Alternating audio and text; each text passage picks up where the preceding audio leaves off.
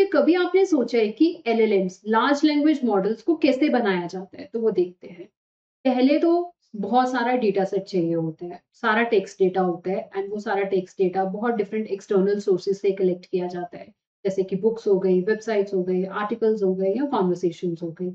फिर ये सारे डेटा सेट को ना नंबर्स में कन्वर्ट किया जाता है जिसको हम टोकन्स बोलते हैं।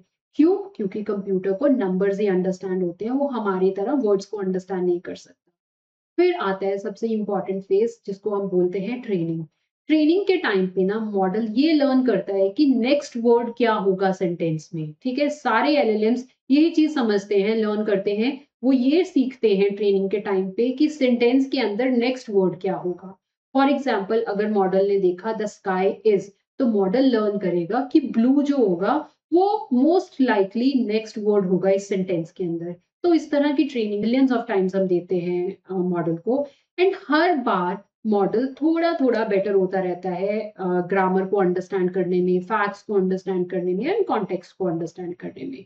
एंड फाइनली ये ट्रेनिंग ना मंथ्स, बहुत सारे मंथ्स के लिए चलती है। ऐसा नहीं है कि एक दिन में ये ट्रेनिंग हो जाती है। तो जब आफ्टर मंथ्स ऑफ ट्रेनिंग, जो कि बहुत सारे जीपीयूज, थाउजेंड्स ऑफ जीपीयूज के ऊपर ट्रेनिंग होती है, फिर उसके बाद मॉडल एक स्मार्ट मॉडल बन जाता है जो कि टेक्स्ट जनरेट कर सकता है, हमारे क्वेश्चंस के आंसर कर सकता है, हमारे लिए कोड लिख सकता है और इस तरह का कोई भी और काम है वो कर सकता है।